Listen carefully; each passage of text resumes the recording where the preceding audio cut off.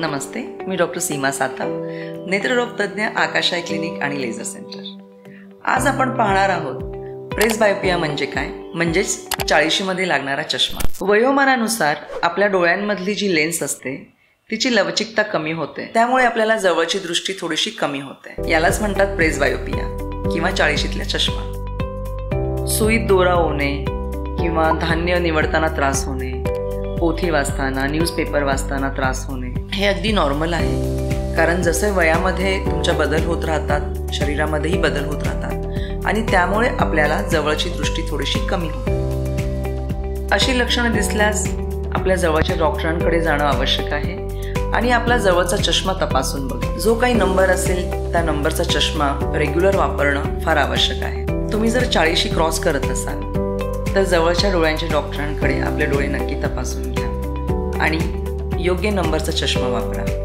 आणि आपल्या डोळ्यांची काळजी घ्या. थँक्यू.